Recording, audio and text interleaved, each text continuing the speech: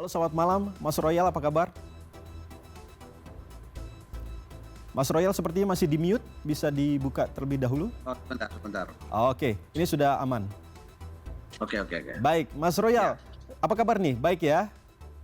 Baik, alhamdulillah, Mas. Alhamdulillah. Mas Royal, langsung saja ini kalau saya tidak salah, kalau melihat dari profil dari Mas Royal ini kan sudah berkecimpung di dunia pendakian ini sejak tahun 2000-an awal begitu ya. Nah, menurut Mas Royal, selama ini bagaimana SOP yang telah diberlakukan di sana? Apakah memang sudah sesuai, sudah ideal dan memang sudah diterapkan sejak awal begitu dengan benar-benar diterapkan begitu ya kepada para pemandu, kepada para pendaki dan lain sebagainya?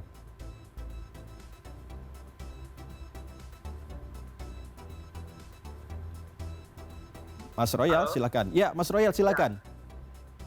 Baik, memang kita di Rinjani sudah ada SOP ya yang mengatur semua pendakian, mulai dari tour operator atau trekking organizer kalau bahasa kami di sini, kemudian guide dan porter. Nah, dalam hal SOP memang kami susun bersama dengan Taman Nasional tentunya melihat dari berbagai sisi, termasuk misalnya dengan sisi nilai jual pakai itu sendiri, kemudian lalu akan dihitung berapa pasnya kita menggunakan tenaga. Nah, untuk saat ini, untuk di SOP di Rinjani itu satu guide itu maksimal mendampingi 6 orang. Nah, tetapi dari dari pelajaran kita saat ini ternyata memang yang 6 orang satu guide mendampingi 6 orang ini menurut kami sudah tidak relevan lagi, sehingga memang perlu dievaluasi dan ada revisi. Begitu, Mas. Apa alasan tidak relevan lagi dengan satu pemandu saja untuk bisa mengawasi 6 orang tersebut?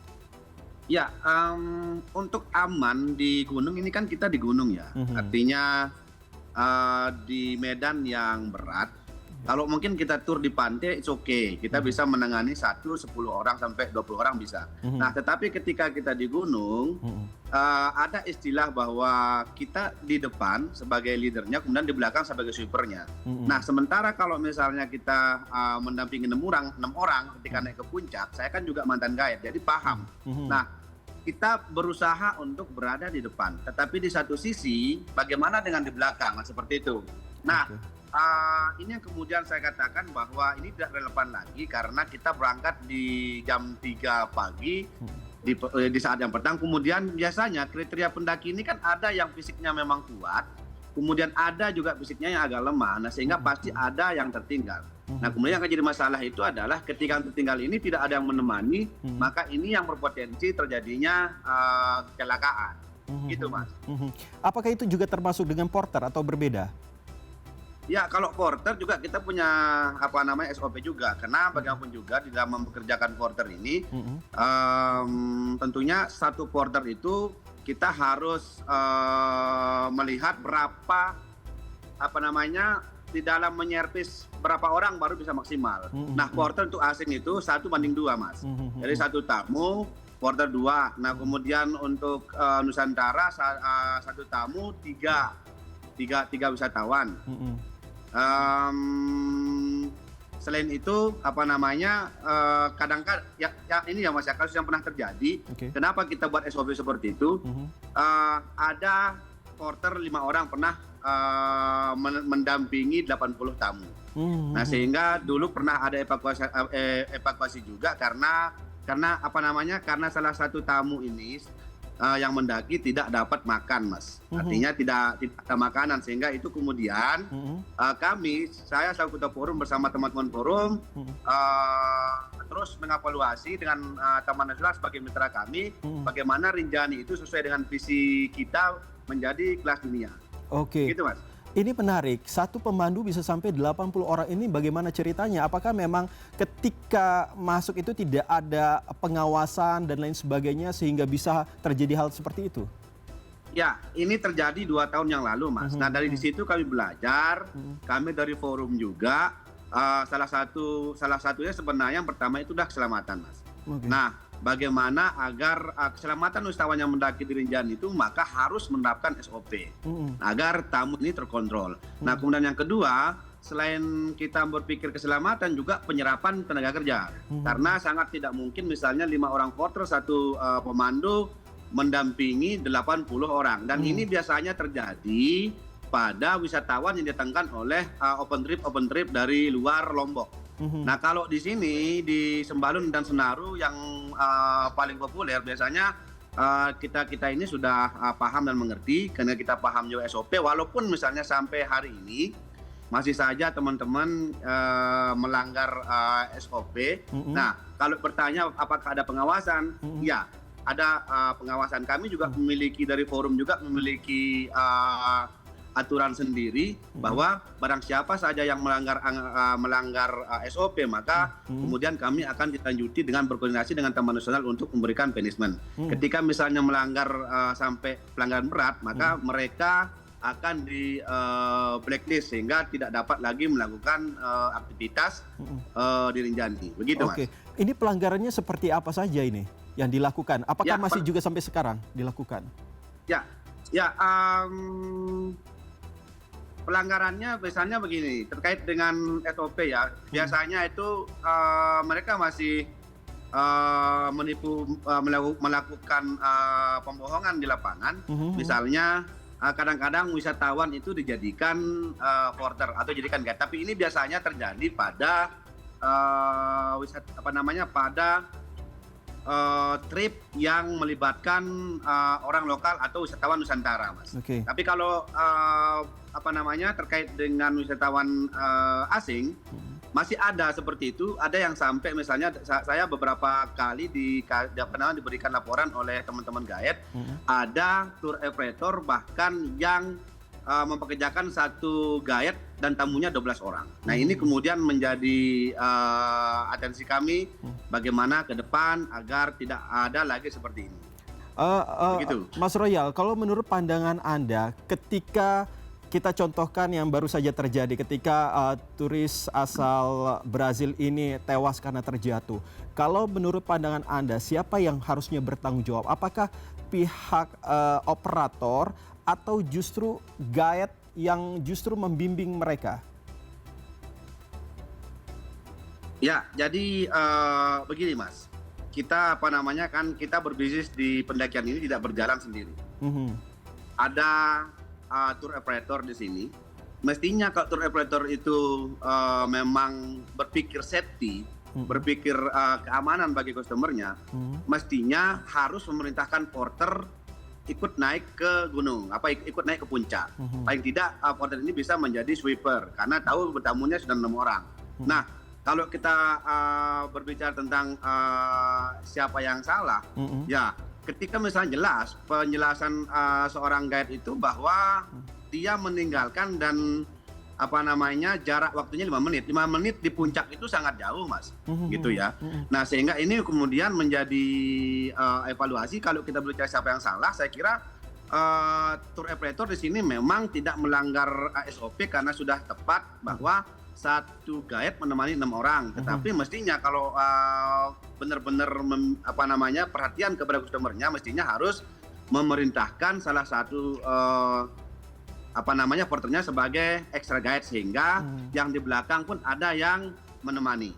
Karena ini sebab salah guide-nya dibiarkan nanti jalan duluan juga berpotensi kecelakaan. Kemudian ditinggalkan di belakang juga ya buktinya terjadi seperti ini. Baik, nah yang menjadi perhatian dari warganet termasuk warga Brazil adalah proses evakuasi yang cenderung lama begitu ya untuk kasus yang Juliana Marins ini. Sebenarnya jalur komunikasinya itu seperti apa ketika terjadi kecelakaan pada saat itu? Ya, yang ada saat ini adalah jalur komunikasinya. Ketika terjadi kecelakaan, maka teman-teman guide-nya ini biasanya itu pertama ngelapor ke bosnya, yaitu si tour operator. Kemudian nanti tour operatornya ini lapornya ke Taman Nasional. Nah, di Taman Nasional itu sebenarnya sudah ada bagian yang menangani hal ini, yaitu MHAC, yaitu mereka inilah yang melakukan koordinasi. Biasanya ketika misalnya terdapat informasi seperti itu, biasanya tim yang di bawah ini berkoordinasi dengan orang-orang yang memang biasa melakukan evakuasi, yaitu terdiri dari porter. Oke. Nah, barulah juga berkoordinasi dengan para tim SAR. Biasanya tim SAR ini memang karena lokasinya kan jauh ya di kota, minimal dari sana itu 1,5 jam baru bisa sampai, belum juga persiapan dan sebagainya, sehingga biasanya porter dikirim duluan, baru nanti tim SAR belakangan. Berarti ini artinya bahwa memang di sana ada ini ya, ada sinyal telepon ya untuk bisa berkomunikasi secara langsung begitu ya? Ya, di puncak 90% bisa berkomunikasi. Oke. Tetapi satu hal, ada tambahan sedikit Mas ya. Sebenarnya kita ini tidak cukup misalnya dengan hanya melakukan komunikasi dengan pihak yang di bawah ketika ingin melakukan evakuasi. Tetapi kalau saya baca dari kejadian ini, ya di SOP kita di Rinjani juga bahwa ada di situ diwajibkan setiap guide itu menggunakan HT, Mas. Komunikasi yang menggunakan radio HT. Oke. Nah, ke depan itu mestinya juga dievaluasi, ditambahkan SOP-nya, setiap wisatawan itu wajib dikasih atau diberikan komunikasi berupa radio HT. Kenapa? Seperti misalnya ketika orang terjatuh, kita kan nggak bisa komunikasi. Nah, kalau misalnya guide-nya bisa komunikasi atau rekannya si korban ini bisa komunikasi untuk memerintahkan kepada yang korban yang masih hidup untuk jangan bergerak, diam di tempat sampai penyelamatan datang ke lokasi. Nah, sehingga ini kemudian bisa meminimalisir kematian yang dialami oleh orang-orang yang jatuh di Gunung Rinjani. Begitu. Nah, kita sekarang berbicara soal briefing begitu ya untuk para pendaki. Tentu ada pendaki yang memang udah pro, ada juga yang mungkin masih baru begitu. Itu sebenarnya seperti apa briefingnya? Apakah memang ada kelas khusus dan itu berapa lama proses briefingnya? Baik, Mas.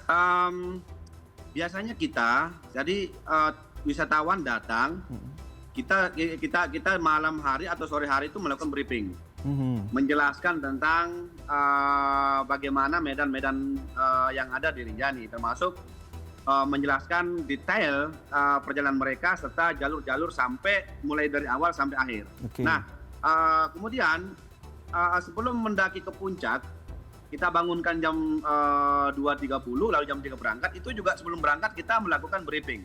Seorang guide itu pasti melakukan briefing kepada mereka. Tentunya isi briefingnya memberitahu mereka jangan sampai misalnya saling tinggal, jangan terlalu jauh, ya. Tetapi yang terjadi di lapangan ini, seperti yang dilakukan oleh Juliana ini kan sebenarnya dia mengambil paket sharing, Mas.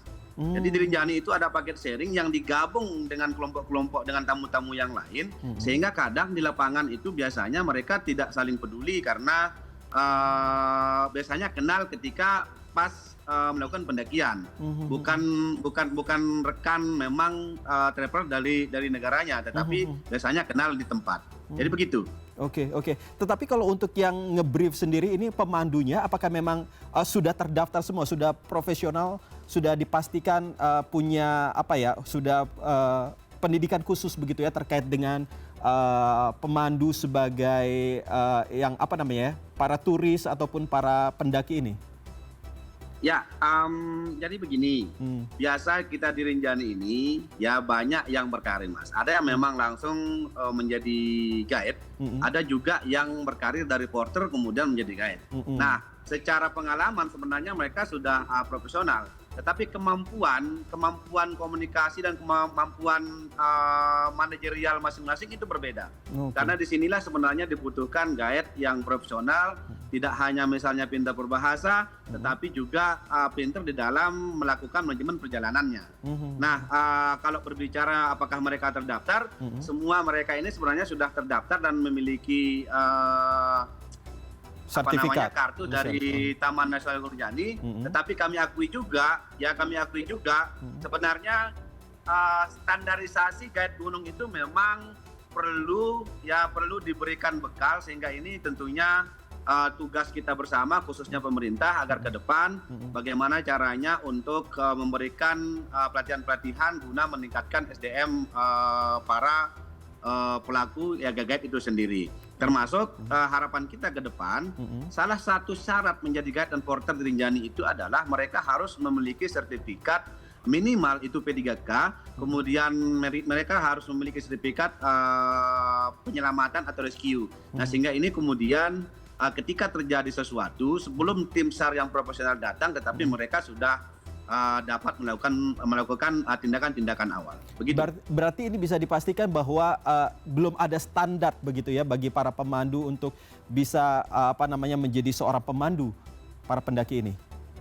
Ya, untuk saat ini standarnya intinya bisa berbahasa Inggris karena memang Rinjani ini merupakan destinasi yang paling banyak dikunjungi oleh wisatawan asing, sehingga kebutuhan akan guide itu sangat tinggi, sehingga meskipun belum memiliki skill yang begitu bagus, lalu kemudian tetap saja bisa didapatkan sebagai guide. Nah, berbicara soal jalur pendakian ini, apakah memang jalur pendakian yang dilintasi oleh Juliana ini memang dikenal cukup berat atau seperti apa? Ya, yang pasti Rinjani ini ketika kita berbicara berat ya, ketika titik paling beratnya itulah mendaki ke puncak. Nah, pertama kadang-kadang wisatawan ini tidak dapat tidur tidak tidur ketika tidur di camp di Pelawangan itu karena faktor cuaca dingin dan sebagainya, kelelahan. Nah, kemudian bangunnya jam 2 gitu ya. Kemudian berangkatnya jam 2:30 atau jam 3. Nah, sehingga memang posisi wisatawan ini jalan ketika ngantuk. Ya. Nah, sehingga ini sangat rentan dengan kecelakaan. Nah, karena itulah saya sampaikan sekali lagi bahwa mestinya wajib hukumnya misalnya ketika lebih dari 2 atau lebih dari 3, maka harus menggunakan 2 guide ketika ke puncak. Apakah nanti kemudian bisa naikkan porter sebagai tim sweeper. Begitu. Berarti langkah konkret yang harus dilakukan pertama kali oleh pemerintah ini terkait dengan jumlah pendamping begitu ya, pemandu, lalu juga sertifikat bagi para pemandu dan lain sebagainya begitu ya? Atau ada tambahan lagi? Ya, betul. Kami kemarin dari forum juga sudah rapat langsung dan memberikan masukan-masukan rekomendasi kepada mitra kami yaitu Taman Nasional untuk merevisi SOP, dan saya kira ini harus dilakukan, jangan sampai nanti kita menunggu korban-korban lagi. Kita sadar yang namanya kecelakaan ini kita tidak tahu, seketat apapun kita menjaga mereka, akhirnya jatuh juga, tetapi paling tidak dapat meminimalisir, kemudian kita dapat mencegah dampak-dampak yang akan buruk menimpa wisatawan itu sendiri. Baik. Semoga hal ini tidak terulang kembali di kemudian hari. Tentunya SOP lagi-lagi harus diterapkan sedemikian rupa sehingga tentunya bisa berjalan dengan sempurna begitu. Tidak ada kejadian seperti yang terjadi terhadap Juliana dan mungkin saja Juliana yang lain. Terima kasih Mas Royal Sembah Ulun, Ketua Forum Wisata Lingkar Rinjani, sudah berbicara dengan kami di CNN Indonesia Connected. Siap, sama-sama.